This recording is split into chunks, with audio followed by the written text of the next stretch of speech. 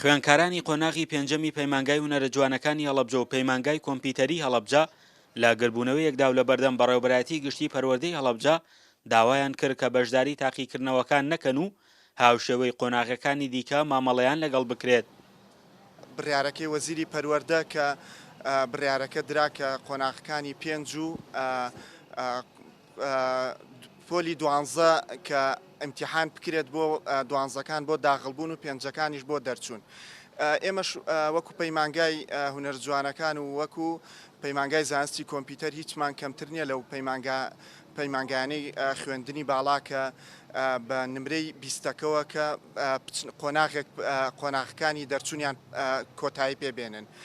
ئێمە داواکاریەکەمان ئەوەیە لەم کارە ساتە نەخوازراوی کە لە ڕووی لە هەرێمی کوردستان کردووە و ڤایرۆسی کۆرۆنا کە بەربڵاوە ئێمەش داواکارین کە وەکو فێرخوازان و خوێنکاران و قوتابیان ئیمتیحان نەکەین و سبەینێ لەبەرەوەی ئیمتیحانەکانمانەوە داوا لە وەزیری پەروەردەکەین بڕیارێک با بۆی ئێمەش هەنگاوی دەرچوونمان بۆ پێش بخرێت.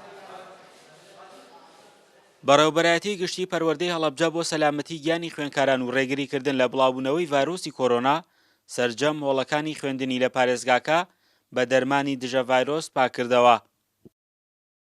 وەکو بەڕێوەبەرایەتی گشتی پەروەردە ئەمڕۆ هەڵساین بەڕشتنی دەرمانی سەرجەم ئامادەییەکان بۆی ئەگەر بەیانی ئیمتیحان کرا خوێنکارانمان پارێزراو بن لەم ڤایرۆسە دوو لیژنەمان پێکهێناوە. سەرجەم ئامادەییەکانمان دەرمان ڕش کردووە، بەڵام لێرەوە زۆر سوپاس بۆ بەڕێز قایمقام بۆ شارەوانی بۆ تەندروستی ئەوانیش هاوکارمان بوون و کۆمپانیای گاریە کسیش هاوکار بوون لە ڕشتنی ئەم دەرمانە.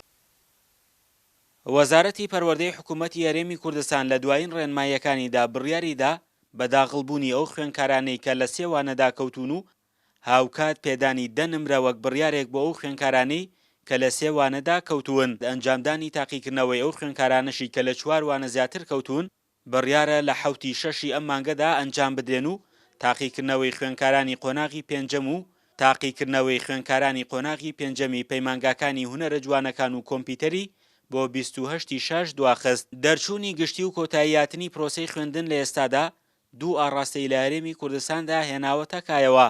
بەشێکیان پێیان وایە خوێنکاران زەرمەندی یەکەمن کە لە قۆناغەکانی دیکەدا کاریگەریەکەی دەردەکەوێت، بەشێکی دیکەشیان بڕیارەکەیان بە پێویست زانی. فەرحان حەمەخان، گەلی کوردستان، هەڵەبجە.